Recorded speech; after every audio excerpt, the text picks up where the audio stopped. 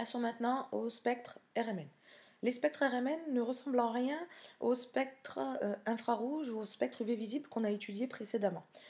Sur ce spectre RMN, nous allons avoir sur l'axe des abscisses, qui est orienté vers la gauche, on va avoir ce qu'on appelle le déplacement chimique qui va être quantifié en ppm, partie par million. Sur ce spectre RMN, deux choses distinctes. Une série de signaux sous forme de pics fins, regroupés, et une partie qu'on va appeler la courbe d'intégration. Ces deux parties sont indépendantes, mais vont concerner le même groupe d'atomes d'hydrogène. Pour faire une spectroscopie RMN, on va avoir besoin de comprendre la notion de protons équivalents dans une molécule et des voisins de ces protons équivalents. Donc on va voir ça avec l'exemple de 3 molécules.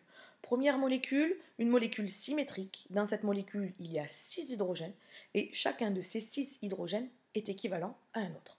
On a donc un seul groupe de protons équivalents qui est constitué de 6 hydrogènes. Dans la mesure où ce sont les seuls hydrogènes de la molécule, ce groupe-là n'a pas d'hydrogène voisin. Deuxième molécule, une molécule qui elle aussi est symétrique. On a des groupes de protons équivalents. Tous les protons représentés en bleu sont équivalents. On a donc un groupe bleu constitué de 6 protons équivalents. De la même façon, les protons représentés en rouge, les H rouges, font partie du même groupe de protons équivalents, un groupe de 4 hydrogènes. Si on regarde séparément nos 3 protons bleus accrochés sur le carbone C1, ils vont avoir deux voisins rouges, l'hydrogène A et l'hydrogène B. Pareil pour les 3 hydrogènes bleus accrochés sur le carbone 5, ils vont avoir deux voisins rouges, HC et HD.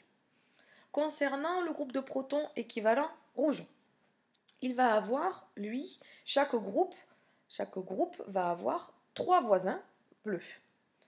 Dernière molécule, une molécule qui n'est pas symétrique et qui va posséder 5 groupes de protons équivalents. Le groupe bleu, le groupe rouge, le proton vert, le groupe noir et le groupe rose. Le groupe bleu est constitué de 3 hydrogènes qui ont 2 voisins, les rouges.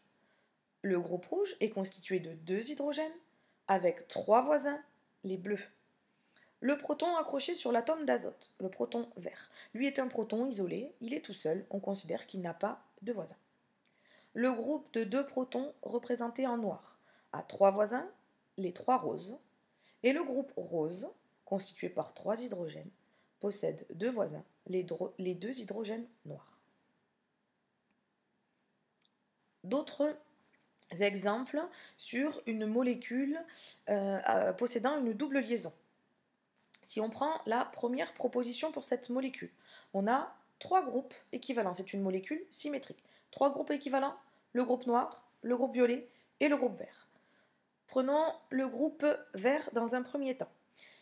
Ce groupe vert, en début ou en fin de molécule, va posséder 2 voisins, les 2 du groupe violet qui sont à côté. Donc sur le signal, on aura 2 plus 1, puisque c'est la règle du n plus 1 uplé.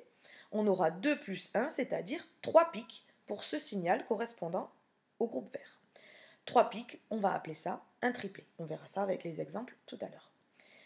Pour le groupe d'hydrogène violet, ce groupe-là va posséder 4 voisins, un noir et 3 verts. On va donc avoir, pour le signal des hydrogènes du groupe violet, un quintuplet, puisque 4 plus 1 uplé. Pour les hydrogènes noirs, ils possèdent 2 voisins, on aura donc 2 plus 1, 3, un signal sous la forme d'un triplet. Dans la deuxième proposition, la molécule n'est pas symétrique, chaque groupe d'hydrogène est indépendant, les hydrogènes il n'y a pas d'hydrogène équivalent. Si on prend le groupe violet, constitué par 2 hydrogènes, il possède 3 voisins noirs et 2 voisins bleus, ça lui fait 5 voisins. 5 plus 1, 6, il sera représenté par un signal sous la forme d'un sextuplet. Troisième proposition, double liaison tout au début de la molécule, chaque groupe est indépendant. Prenons l'exemple des 2 hydrogènes Dans le groupe rouge, ces deux hydrogènes, on considère qu'ils n'ont pas de voisins parce qu'ils sont séparés par une double liaison. Et dans ce cas-là, pas de voisins, ça fait 0 plus 1. Ils seront représentés sous la forme d'un singulier. Concernant les hydrogènes violets, qui sont le plus à droite de la molécule, eux, ils possèdent aussi 2 voisins roses et 3 voisins verts. Ça fait 5 voisins, 5 plus 1, 6. Ils seront représentés par un sextuplé. Les hydrogènes roses possèdent 2 voisins jaunes, 2 voisins violets. Ça fait 4 voisins. 4 plus 1, 5. On aura un quintuplé pour représenter le signal du groupe rose. Dernière proposition pour cette molécule. Là, on a une partie symétrique. On a donc des protons équivalents de part et d'autre de la molécule. Les hydrogènes du groupe rouge n'ont pas de voisins, ils seront représentés par un singulier. Les hydrogènes du groupe vert possèdent 2 voisins chacun, ils vont être représentés par un triplet. Les hydrogènes du groupe bleu possèdent 3 voisins chacun, ils seront donc représentés par un quadruplé. Il faut que vous vous entraîniez, que vous soyez capable, pour chacune des molécules, de trouver les groupes équivalents et savoir combien ils vont avoir de voisins et quelle représentation va avoir le signal RMN. En voilà un justement de spectre RMN, celui de l'éthanoate de méthyle. Et sur cette molécule, on a un groupe d'hydrogène violet, un groupe d'hydrogène vert. Chacun des groupes n'a pas de voisins, seront donc représentés sous la forme d'un singulier. Le singulier vert qui correspond aux 3 hydrogènes verts et le singulier violet qui correspond aux 3 hydrogènes violets. Alors, ces deux singuliers, ils sont placés à des endroits particuliers sur le spectre. On peut regarder la valeur du déplacement chimique et on le retrouve dans les tables. C'est là qu'on arrive à savoir quel singulier représente quel groupe de protons équivalent. Il faut regarder dans les tables. Le groupe CH3 violet est relié à COOR, ce qui correspond à un déplacement de 2 ppm d'après les tables, page 595 du livre par exemple. Et le groupe CH3 vert, qui est relié à OCOR, lui, correspond à un déplacement de 3,7 ppm d'après les tables. On retrouve bien un singulier aux alentours de 2 ppm, un singulier aux alentours de 3,7 ppm sur le spectre. Voilà comment on analyse les pics du spectre. On n'a pas encore parlé de la courbe d'intégration, qui est en rouge sur le spectre. Cette courbe d'intégration, la hauteur de la courbe va nous indiquer le nombre d'hydrogènes concernés par le groupe. Ici, on voit que les deux sauts sur la courbe d'intégration ont la même taille, ce qui veut dire que chaque groupe correspond à 3 hydrogènes. Un autre signal que l'on peut analyser, cette fois-ci, pour le propane 1-ol. Dans cette molécule CH3, CH2, CH2OH, nous avons 4 groupes de protons équivalents. Le groupe jaune, constitué par 3 hydrogènes qui ont 2 voisins, les voisins verts. Un groupe vert, qui est constitué par 2 hydrogènes et qui a 3 plus 2, 5 voisins. Le groupe bleu, constitué par 2 hydrogènes, qui va avoir 2 voisins. Je rappelle que l'hydrogène qui est relié sur le groupe hydroxyle, lui, est complètement à part. C'est un hydrogène isolé, donc on ne le compte pas dans les voisins. Et cet hydrogène rouge, lui, n'aura pas de voisins non plus. Donc maintenant, il faut qu'on retrouve tout ça sur le spectre. Prenons les hydrogènes du groupe jaune. On a dit qu'ils étaient sous la forme d'un triplet. On cherche sur le spectre où il peut y avoir un triplet. On a 2 triplets, un en début et un à la fin. Donc on peut hésiter encore entre les deux. C'est à ce moment-là qu'intervient l'utilité de la courbe d'intégration.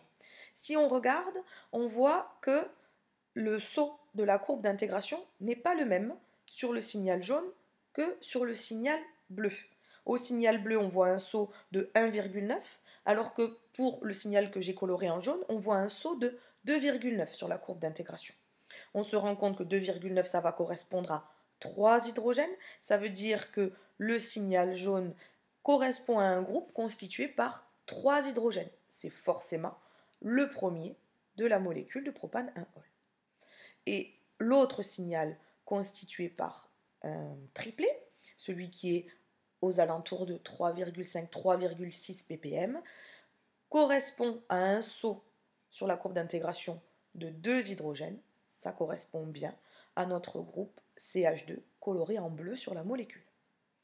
L'hydrogène isolé sous la forme d'un singulier se retrouve sur le spectre coloré en rouge aux alentours de 2,7-2,8 ppm et le signal sous la forme d'un sextuplé, on compte bien 6 pics dans ce signal que j'ai coloré en vert, correspond au groupe d'hydrogène équivalent en vert dans la molécule. Donc vous voyez, on a besoin à la fois de regarder les pics sur le signal et la courbe d'intégration parce qu'on peut avoir plusieurs fois le même nombre de pics dans un signal et donc il faut se rapporter au nombre d'hydrogènes concernés dans le groupe. Encore un exemple, cette fois-ci c'est l'exemple de l'éthanol. Dans cette molécule, on a 3 groupes de protons équivalents. Je rappelle que s'il y a 3 groupes de protons équivalents, il y aura 3 signaux sur le spectre. Un signal qui va correspondre aux hydrogènes du groupe bleu, un signal qui va correspondre aux hydrogènes du groupe orange et un signal qui va correspondre à l'hydrogène isolé vert. Le plus facile à repérer sera l'hydrogène isolé qui est sous la forme d'un singulier. Singulier sur notre signal aux alentours de 2,4-2,5 ppm. Vous remarquerez que c'est celui pour lequel le saut de la courbe d'intégration est le plus petit. C'est la hauteur H2 de la courbe d'intégration. Concernant les hydrogènes du groupe bleu, ils possèdent 2 voisins. Ils seront donc représentés par un signal avec un triplet. Les hydrogènes du groupe orange possèdent, eux, 3 voisins, les 3 voisins bleus. Ils seront représentés sous la forme d'un quadruplé. C'est ce que l'on voit aux alentours de 3,6-3,7 ppm. Donc voilà comment on analyse un spectre RMN.